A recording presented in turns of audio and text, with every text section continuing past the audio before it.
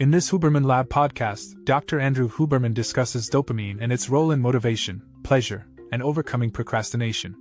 Dopamine is the single molecule responsible for the craving, pursuit, and experience of addictive substances and behaviors. The height of dopamine peaks and the rate of reaching those peaks, as well as the resulting troughs, all affect whether or not an individual will re-engage in a particular substance or behavior. Recovery from addiction involves resetting dopamine circuitry from unhealthy to healthy, often requiring 30 days of complete abstinence, which can inevitably cause discomfort and craving due to the big dopamine trough that occurs.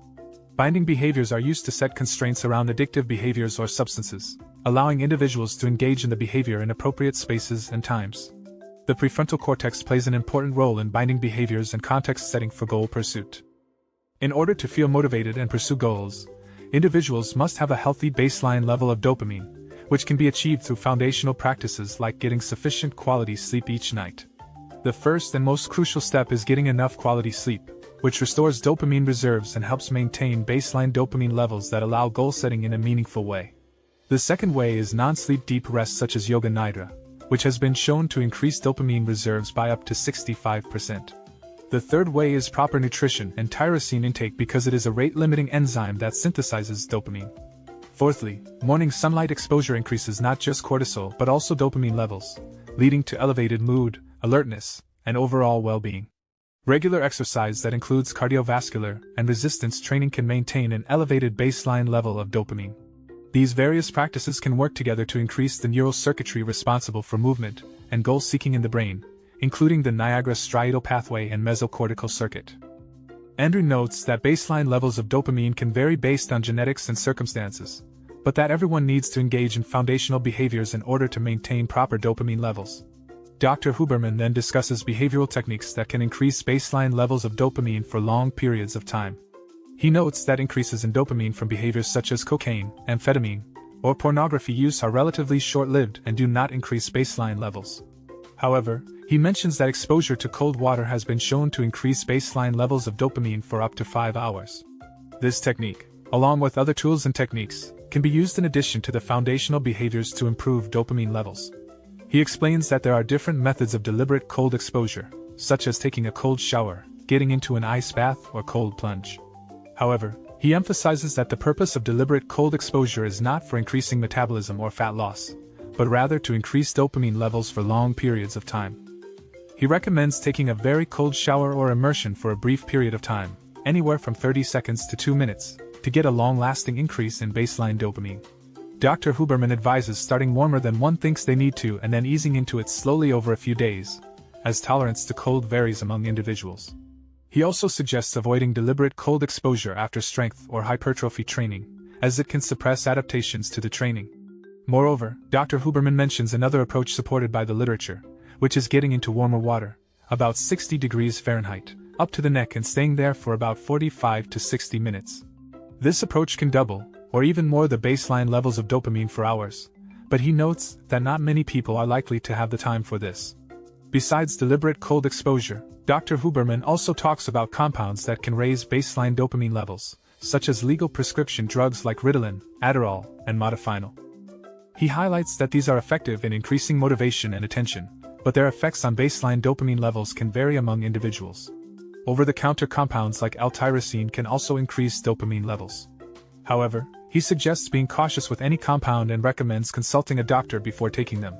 Dr. Huberman highlights that deliberate cold exposure and compounds are ways to increase baseline dopamine levels, but each approach has its own considerations and risks, and individuals should approach them with caution and care. The host explains that while it is advisable to take multiple micronutrients together in a supplement, other supplements like L-tyrosine and mecunopurines should be taken as a single ingredient formulation because they are more effective that way. The host also explains how dopamine levels can be elevated using L-tyrosine, which increases circulating and available levels of dopamine in the brain and body, leading to improved cognitive performance and some physical output. The host cites 2 studies that show the effectiveness of tyrosine on cognitive function and blood pressure under stress and in multitasking environments. The host also mentions mecunopurines, which are similar to L-Dopa, a treatment for Parkinson's disease. Mecunopurines can increase dopamine levels, but the effects tend to be more of the peak and trough phenomenon, not for increasing baseline levels of dopamine.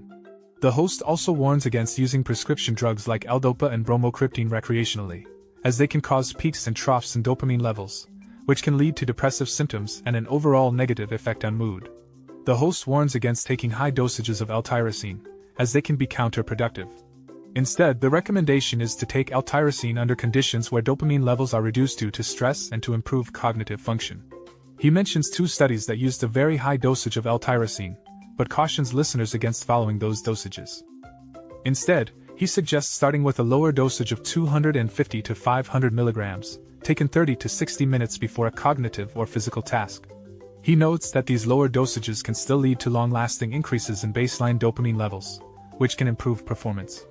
However, he also warns that combining L-tyrosine with caffeine or other stimulants can lead to dopamine crashes, and recommends avoiding behaviors that cause sharp increases in dopamine levels.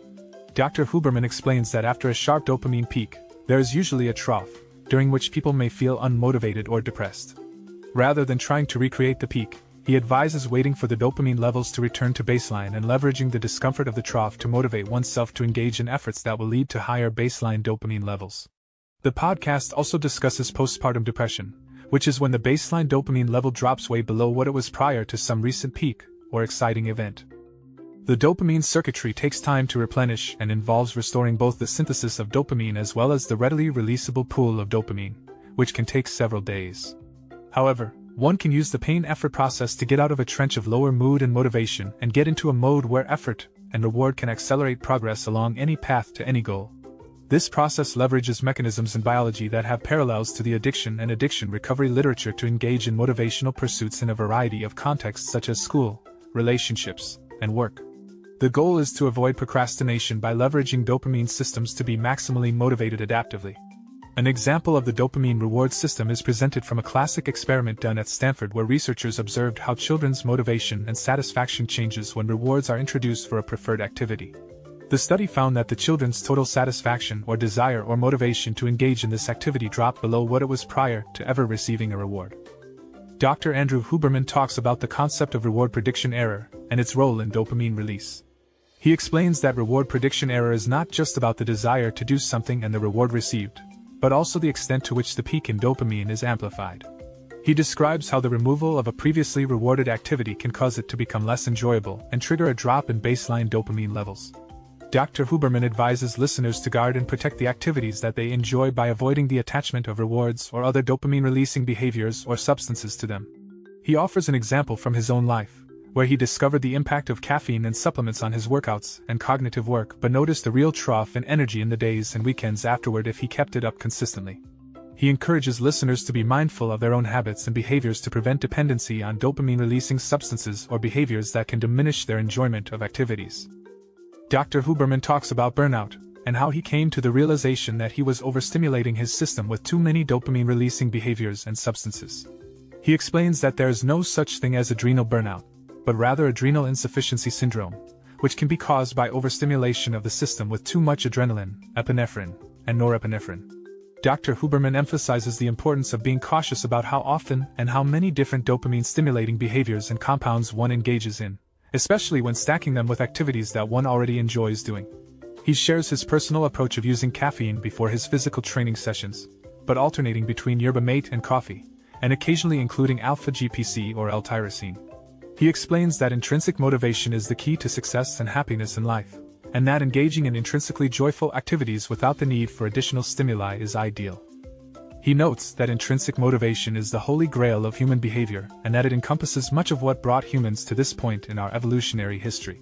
Ultimately, the host reminds listeners that protecting the things we already enjoy is essential to continue to derive pleasure from them and that being cautious about dopamine-releasing behaviors is critical to maintaining intrinsic motivation. Andrew explains that the holy grail of motivation and drive is when effort becomes the reward itself. In other words, when friction becomes the reward, one can pass from an idea and a goal no matter how daunting to successful completion of that goal, while experiencing what essentially will feel like pleasure.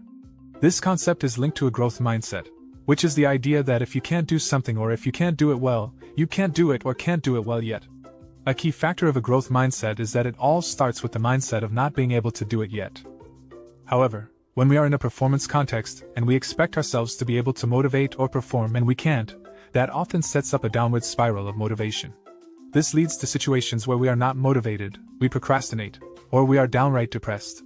To overcome these states, the key is to leverage the dynamics of both dopamine peaks and dopamine troughs. When we are not motivated or procrastinating, the key to getting out of that pain trough is to do one of two things. We can wait until our motivation comes back, or engage in activities that are less painful than the state that we are in to get into gear. Andrew covers dopamine as a neuromodulator that changes the electrical activity of other cells. Dopamine ramps up or decreases the activity of other neurons by adjusting their electrical potentials. There are 5 circuits in the brain that use dopamine as the primary neuromodulator, and each circuit engages different but related functions. The first circuit is the nigrostriatal pathway, which contains neurons that are chock-a-block full of dopamine and release it in the striatum, involved in movement initiation and suppression. The second circuit is the mesolimbic pathway, which modulates the output of different functions in the hypothalamus that control basic functions for survival, such as body temperature, libido, and hunger. The other pathway out of the VTA and nucleus accumbens is to the cortex, which is why it is called mesocortical. The podcast then focuses on procrastination, which is a common phenomenon that can hinder productivity. Procrastination occurs when people avoid doing work or tasks that they need to complete and instead focus on other activities that are less important or pleasant, such as cleaning the house or paying bills. These activities are mildly pleasurable and can give people a sense of accomplishment, but they do not provide the same level of motivation as completing the required tasks. This behavior can be viewed as a form of addiction replacement, as people substitute difficult or challenging tasks with easier, more enjoyable activities. The podcast introduces the concept of dopamine peaks and troughs, and how they relate to motivation and productivity. The depth of the trough after a dopamine peak is proportional to how high the peak was and how steep it was. Therefore, procrastination, which typically involves a lack of motivation, results in a shallow dopamine trough. This problem can be addressed by engaging in activities that are more effortful, or even painful. Doing so can rebound people out of that dopamine trough much more quickly.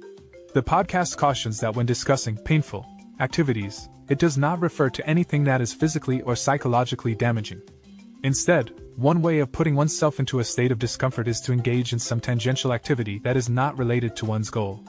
For instance, taking a cold shower or immersion can increase dopamine levels and cause people to feel pain. This pain is experienced as limbic friction, and it helps to rebound people out of their dopamine troughs more quickly. By understanding the neurobiological underpinnings of procrastination and the mechanisms that can mitigate it, people can overcome their procrastination tendencies and become more productive. Dr. Andrew Huberman discusses the concept of limbic friction, which refers to the mental resistance or anxiety that we may feel when we are faced with a task that we do not want to do. He suggests that one way to overcome this resistance is to engage in an activity that is even more uncomfortable than the task we are avoiding, such as taking a cold shower or practicing meditation.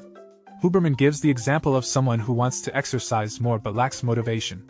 He suggests that instead of trying to force oneself to complete a full workout, one can start with just 1 minute or 5 minutes of exercise and use that as a milestone to build on in the future. However, for some people, even this small step may not be enough to motivate them. In such cases, Huberman recommends finding an activity that is painful or uncomfortable but safe, such as cold exposure or meditation, that can steepen the slope of the trough and bring them back to their baseline level of dopamine more quickly. Huberman emphasizes that the goal of these discomfort-inducing activities is not to accomplish or achieve anything in and of themselves, but rather to break the cycle of procrastination and regain a motivated state. He recommends keeping a short list of 5 different painful activities that can be employed anytime one is feeling demotivated or procrastinating.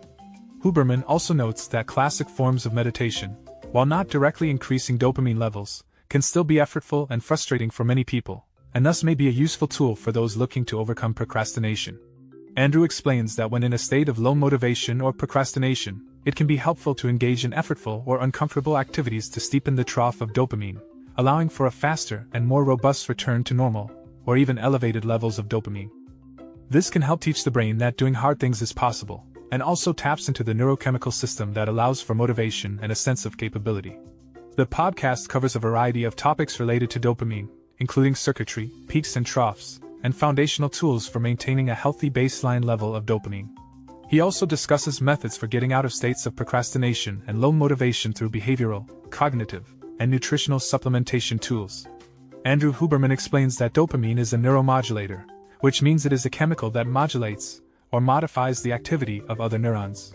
There are 5 dopamine pathways in the brain, but only 2 of them are discussed in detail in this episode. The first pathway is the mesolimbic pathway, which originates in the midbrain's ventral tegmental area and projects to the nucleus accumbens. This pathway is often associated with feelings of reward and pleasure, and is involved in addiction. The second pathway is the mesocortical pathway, which originates from the VTA and projects to the prefrontal cortex. This area is located behind the forehead and is responsible for making decisions, planning, organizing and executing actions based on the context. The prefrontal cortex is crucial for suppressing action and for understanding context. Damage to this area can lead to difficulty in suppressing impulses. Dr. Huberman emphasizes the importance of the mesocortical pathway in discussing motivation, drive, procrastination, and goal setting. He explains that dopamine activates or changes our propensity to do certain things and get us into action or prevent us from doing certain things and prevent action. The mesocortical pathway is responsible for governing all of the major choices that a person makes in their life. Dr. Huberman mentions an example of a host neurosurgeon who describes the prefrontal cortex as an area of the brain that says, "Yes or no, not now," to other brain regions in order to suppress action. Dr. Huberman also mentions the tuberoinfundibular and retinal dopamine pathways but explains that they are not the main topic of discussion in this episode. The tuberoinfundibular pathway connects the brain to the pituitary gland and is responsible for regulating the release of hormones like luteinizing hormone and cortisol. The retinal dopamine pathway is responsible for adapting to different light conditions so that a person can see clearly. Andrew defines addiction as a progressive narrowing of the things that bring us pleasure and explains that a healthy functioning mesocortical pathway allows us to switch between different types of pursuits. He then introduces the concept of dopamine and its role in motivation and drive. Dr. Huberman explains that dopamine is released through neurons and that its release can create peaks in dopamine. Dr. Huberman uses the analogy of a wave pool to explain how dopamine works in the brain and how dopamine peaks and baselines relate to each other. He emphasizes that dopamine troughs are just as important as dopamine peaks in determining whether or not someone will feel motivated to pursue something. He notes that dopamine is not just released when we get a reward. Instead, it is also released in anticipation of what we want, causing an increase in dopamine that correlates with our desire to move and pursue our goals. This relationship between desire and movement is why a depleted dopamine circuit can cause movement deficits in disorders such as Parkinson's. Dr. Huberman goes on to describe how the drop below baseline in dopamine level after the initial peak caused by desire triggers the motivation to pursue the desired substance or action to bring the dopamine level back up. He uses the example of desiring a sandwich to explain how external stimuli are used to signal whether or not we are likely to get what we want. Reward prediction error is used to compare the level of dopamine released after consumption with our expectation of it, which can either be a bigger peak or a lower baseline depending on whether the reward exceeded or fell short of our expectation. The prefrontal cortex is involved in context setting and craving, which relates to action and movement, one of the general features of the dopamine system. The concept of reward prediction error is explained, which means that a craving triggers a peak in dopamine that makes you motivated but then drops your level of dopamine below baseline, which makes you even more motivated. This is what happens when you initially want something or you think you want something. It puts you into motion, but pretty quickly, you're starting to feel the pain of not having that thing, which contributes to your desire to pursue it. The craving for things is not just about the things themselves, it's also about relieving the pain of not having those things. The host recommends developing awareness around this to leverage all sorts of aspects of the dopamine system in order to increase motivation, especially when things get really hard or when there's a propensity to procrastinate. The dynamics of dopamine release are discussed in detail, relating to the circuitry in the neurons in VTA and nucleus accumbens, and how it relates to the frontal cortex. The process of pursuing something involves looking for cues to see if you're on the right path to achieving that thing and setting a mindset or context within your brain as to whether or not you are confident or pessimistic about achieving that thing. This is important for those who struggle with motivation and those who wonder why some people are more motivated than others. The initial cue or signal that we are on the right path toward our goal increases dopamine, leading to a desire to pursue the goal.